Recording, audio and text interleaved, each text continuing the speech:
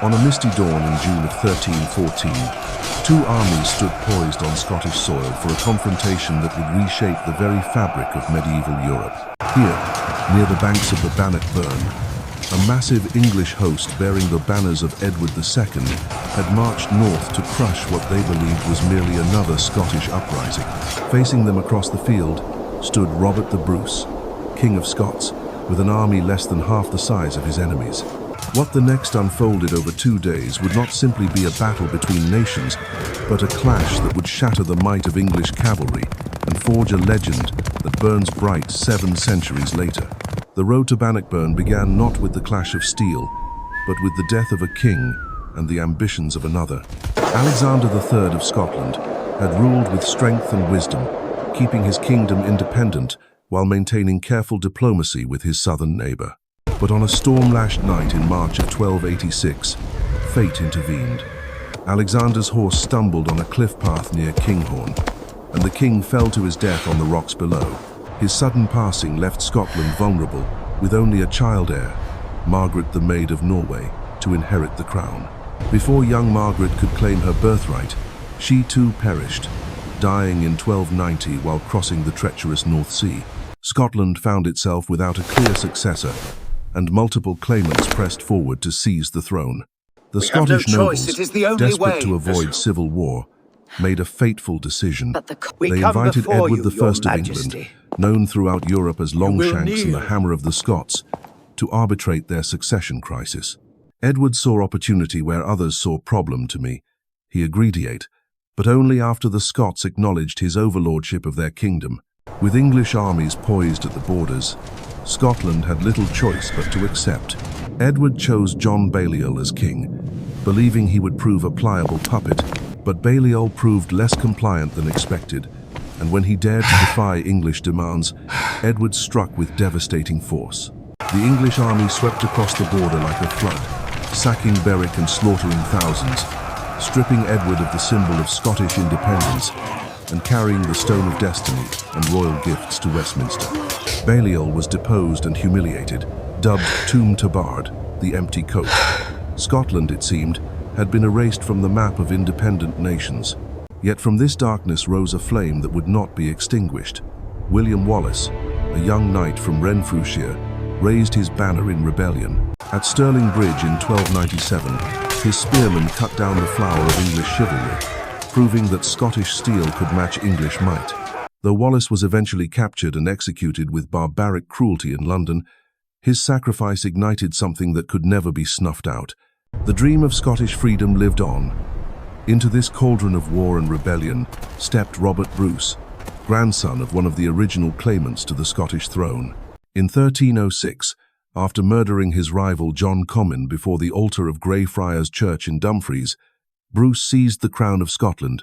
Excommunicated by the Pope and hunted by English forces, he seemed doomed to fail. But Bruce possessed something his predecessors had lacked. He understood that Scotland could not defeat England in pitched battle through conventional means. Instead, he would wage a war of shadows, using the mountains and forests as his allies. For years, Bruce fought like a ghost, appearing where least expected, striking hard, then melting back into the wilderness. He destroyed castles that could not be held, this has been an English denying stronghold them to the enemy. Indeed. He ravaged the countryside to deny supplies to English armies. He avoided large battles, preferring ambush and raid. Slowly, methodically, he reclaimed Scotland castle by castle, town by town. By 1314, Bruce controlled almost all of Scotland, save for a handful of English strongholds. The most important of these was Stirling Castle, the key that commanded the gateway between the Highlands and the Lowlands. Bruce's brother Edward had laid siege to the fortress, and its English garrison, starved and desperate, agreed to surrender unless relieved by midsummer. This agreement forced the hand of Edward II, who had inherited his father's crown but little of his military genius. Where Edward Longshanks had been a warrior king who led from the front, his son was weak, indecisive, and more interested in his favorites than in matters of state. His had been marked by constant reign a conflict with his barons, who despised his reliance on Piers Gaveston, a Gascon knight whom Edward had elevated far above his station. Gaveston's eventual murder by disgruntled nobles in 1312 had only deepened the divisions within the English court. Yet even a weak king could not ignore the challenge that Stirling represented. If the castle fell, English prestige would be shattered, and Bruce's position as King of Scots would be unassailable. Edward gathered the largest army ever assembled for a Scottish campaign. From England, Wales and Ireland came knights and men-at-arms, archers and infantry. The force that eventually crossed the border numbered perhaps 20,000 men, including some of the finest heavy cavalry in Europe. The contrast between the two armies could not have been starker. Edward's host was a glittering display of medieval military might, with hundreds of armored knights mounted on powerful destriers, their banners and surcoats blazing with heraldic colors. Behind them marched thousands of infantry, including the feared Welsh longbowmen whose sharrows hatted Scottish ranks at Falkirk 16 years before. Supply wagons stretched for miles, carrying the provisions and siege equipment needed to reduce any fortress that dared resist. Bruce's army was perhaps a third the size, numbering around 7,000 men. The vast majority were infantry, armed with long spears, axes and swords. His cavalry numbered fewer than 500, and these were light horsemen suitable only for scouting and skirmishing, not the thunderous charges that were the hallmark of English warfare. Yet what the Scots lacked in numbers and equipment, they possessed in abundance of spirit and purpose. These were men fighting for their homes, their families, and their freedom. As the English host approached Stirling in late June, Bruce faced the most crucial. He could withdraw decision of his career, preserving his army but abandoning the castle and allowing Edward to claim victory. Or he could stand and fight, risking everything on a single throw of the dice. The odds were overwhelming, the stakes absolute. Defeat would mean not just the loss of an army, but the death of Scottish independence itself. Bruce chose to fight, but he would do so on ground of his choosing and by his own rules. He selected a position near the Bannockburn, a small stream that meandered through marshy ground toward the River Forth. The terrain was perfect for his purposes. Narrow approaches would prevent the English from deploying their superior numbers effectively. Soft ground would bog down heavy cavalry. Woods would provide cover and limit the effectiveness of enemy archers. Most importantly, hold the line. Bruce had spent Steady months now. training his men in revolutionary tactics. The traditional Scottish formation was the schiltron, a defensive circle or square of spearmen that could repel cavalry charges but was essentially static. Bruce had drilled his troops to use schiltrons offensively, advancing in tight formation while maintaining their defensive capability. It was a risky innovation that required perfect discipline and timing. As the summer solstice of 1314 approached, both armies converged on the fateful ground near Stirling Castle. The English advance was a spectacle of medieval power that struck awe into all who witnessed it. Columns of steel-clad knights rode beneath streaming banners, their war horses snorting and stamping with barely contained energy. The thunder of hooves and the clatter of armor echoed across the Scottish countryside like an approaching storm. Behind the cavalry came rank upon rank of infantry, Welsh longbowmen with their deadly yew-bows, and Irish kerns armevelins and swords. D with J. Edward himself rode at the head of this mighty host, surrounded by his greatest nobles and most experienced commanders. The Earl of Gloucester, young and eager for glory, pressed for immediate action. The Earl of Hereford counseled patience, knowing that haste could undo even the most powerful army. Yet for all their might and numbers, the English faced challenges that their king had failed to properly consider. The army's very size worked against it, requiring enormous quantities of food and fodder that strained supply lines stretching back to England. Meanwhile, Bruce completed his preparations with the methodical care of a master craftsman. Every detail had been considered, every advantage exploited. He ordered his men to dig concealed pits along the likely routes of English advance, each filled with sharpened stakes and cleverly hidden beneath layers of twigs and earth. See, these altrap traps would shatter the legs of charging war horses and throw their riders to the ground. The Scots also prepared obstacles from fallen trees and stones, creating choke points that would funnel the enemy into killing zones. The Scottish king divided his army into 4 divisions, each commanded by a leader he trusted completely. His brother, Edward Bruce, would lead the van.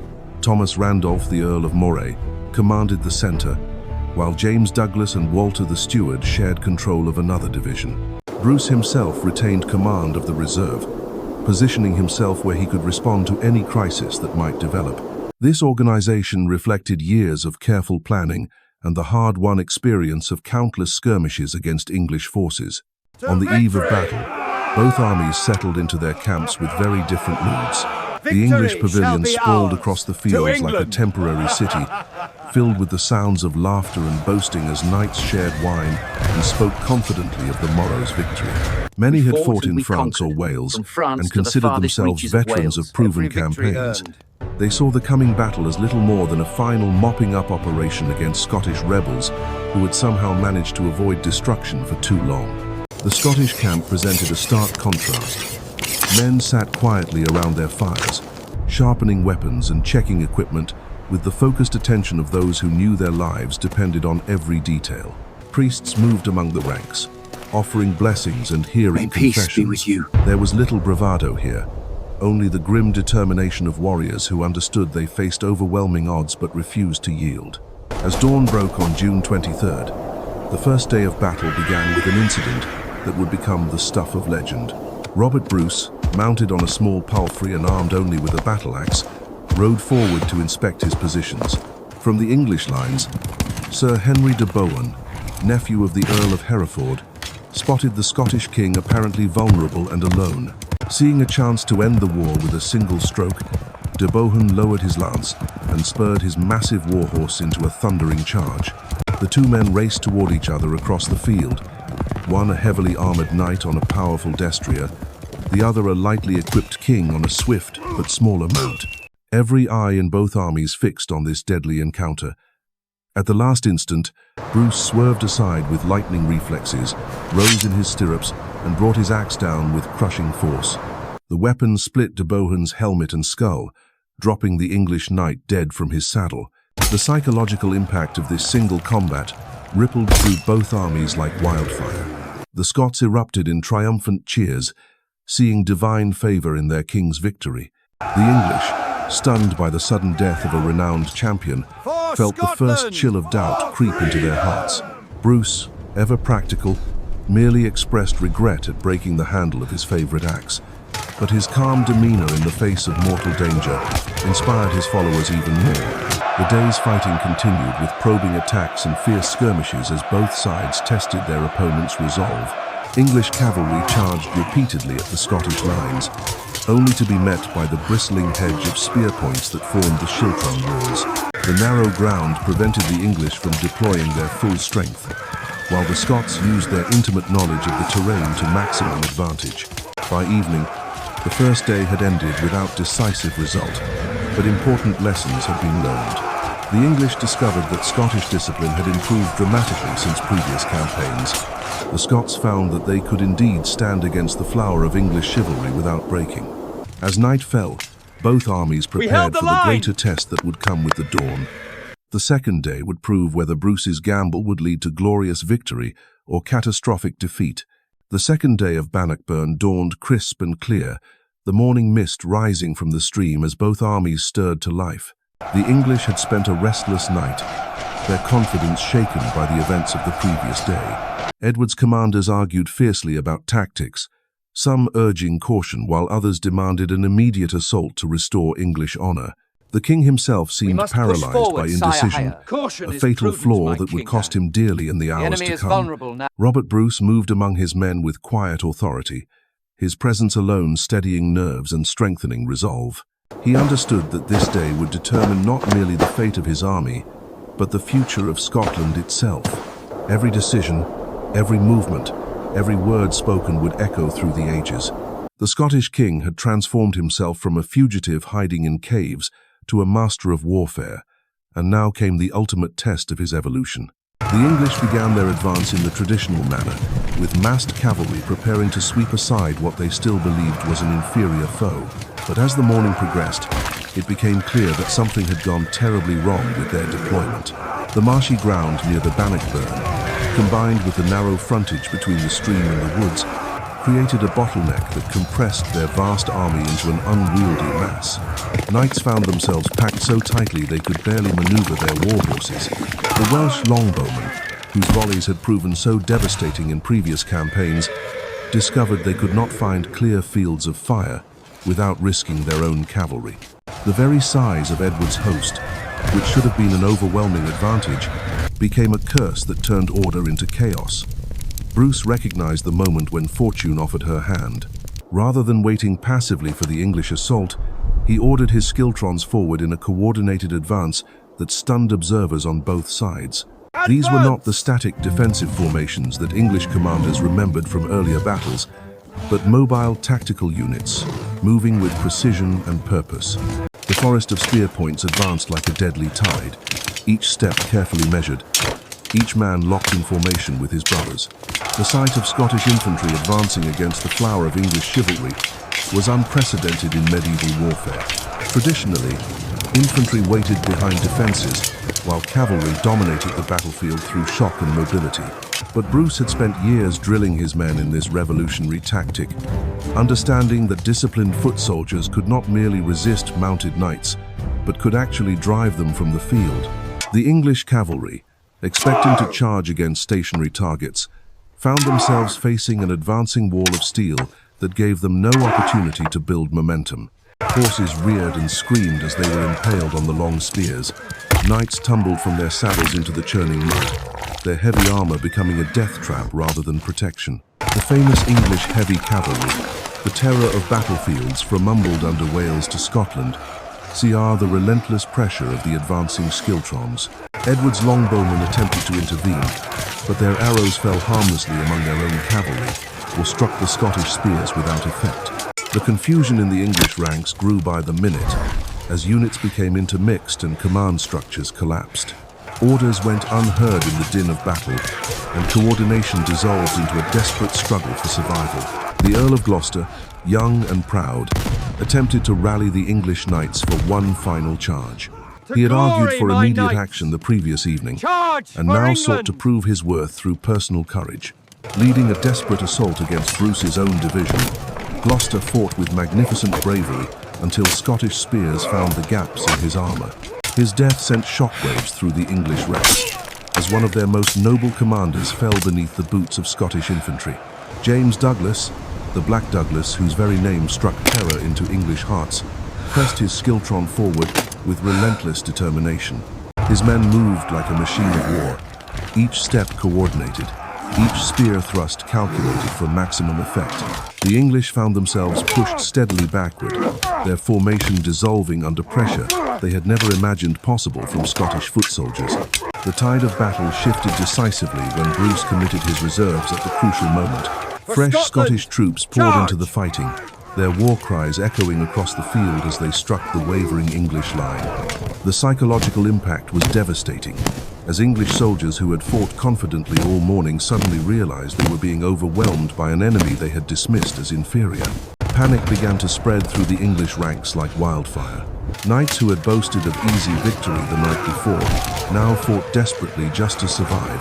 The narrow ground that had prevented them from deploying effectively now became a trap, as retreat proved as dangerous as advance. Men were crushed beneath the hooves of terrified horses, trampled by their own comrades, or driven into the treacherous waters of the Bannockburn. The appearance of what seemed to be fresh Scottish reinforcements on the nearby hills completed the English collapse. These were actually the camp followers, servants and non-combatants of Bruce's army, armed with makeshift weapons and crude banners. But to the exhausted and demoralized English troops, they appeared to me be a Scottish army arriving to complete their destruction. What had been an organized retreat became a complete rout. Edward himself was nearly captured as the Scottish advance rolled forward. His bodyguard fought desperately to extract their king from the collapsing battlefield, cutting their way with drawn swords. The man who had come north through the chaos to crush Scottish rebellion now fled southward in panic, his crown nearly lost and his reputation in ruins. The great English army that had marched so confidently into Scotland dissolved into scattered fragments. Knights abandoned their heavy armor to flee more quickly. Infantry threw down their weapons and ran for their lives. The road south became choked with fleeing soldiers, their discipline shattered and their morale destroyed. Behind them lay a field covered with English dead and dying. Hundreds of knights, including some of the greatest names in English nobility, would never see their homes again. Thousands of common soldiers lay beneath the Scottish spears, their dreams of easy plunder turned to nightmare. The flower of English chivalry had been trampled into the mud by Scottish foot soldiers fighting for their homeland. The Scots moved across the battlefield like reapers in a harvest field, gathering the rich spoils of victory. Arms and armor beyond counting, war horses worth fortunes, and the personal effects of English nobles filled their hands with wealth beyond their more wildest dreams. But valuable than gold or silver was the knowledge that they had achieved something thought impossible. Scotland had stood emerged, triumphed against the might of England Anfant. Stirling Castle, the prize that had drawn both armies to this fateful ground, surrendered without further resistance. The garrison, witnessing the destruction of the relief force, knew their cause was hopeless. The keys to the great fortress passed into Scottish hands, symbolizing the complete reversal of fortune that had occurred in just 2 days of fighting. News of the victory spread across Scotland like lightning, igniting celebrations in every village and town. Church bells rang from the Highlands to the borders as the people learned that their independence had been secured through the courage of their king and the valor of their soldiers. The dream that Wallace had died for, that countless others had sacrificed themselves to preserve, had finally blew reality through, becalmed and steel at Bannockburn. Yet victory at Bannockburn was more than a military triumph. It was the forging of a nation's soul in the crucible of war. Robert the Bruce had achieved what seemed impossible, transforming a fractured kingdom of competing clans and regional loyalties into a unified force capable of defeating the greatest military power of the age. The psychological impact rippled far beyond the battlefield itself, reaching into every corner of medieval Europe. In the immediate aftermath, Bruce moved swiftly to consolidate his gains. The wealth captured from the English army provided resources that had been desperately needed for years of guerrilla warfare. Golden coins, precious armor, and thoroughbred war horses flowed into Scottish hands, transforming the economic position of a kingdom that had been conflict-bald white by constant. More importantly, the victory validated Bruce's claim to the throne in ways that no amount of political maneuvering could have achieved. The English survivors who straggled back across the border carried with them tales of disaster that shook the foundations of Edward's reign. The king who had promised to crush Scottish rebellion had instead delivered the greatest military humiliation in English history. His barons, already resentful of his weak leadership and poor judgment, now questioned whether he possessed the competence to rule at all. The defeat at Bannockburn would haunt Edward for the remainder of his troubled reign. Across Europe, the news of Scottish victory sent shockwaves through royal courts and military establishments. The battle challenged fundamental assumptions about medieval warfare. For centuries, heavily armored cavalry had dominated European battlefields, with infantry serving merely as support troops. Bannockburn demonstrated that disciplined foot soldiers, properly trained and led, could not only resist, but actively defeat the finest heavy cavalry in the world. Military theorists and commanders began to reconsider their tactical doctrines. If Scottish spearmen could destroy English knights, what did this mean for the future of warfare? The implications extended far beyond Scotland's borders, influencing military thinking across the continent. The age of unquestioned cavalry supremacy was ending, though few yet realized the full significance of what had occurred. Bruce understood that military victory was meaningless without diplomatic recognition.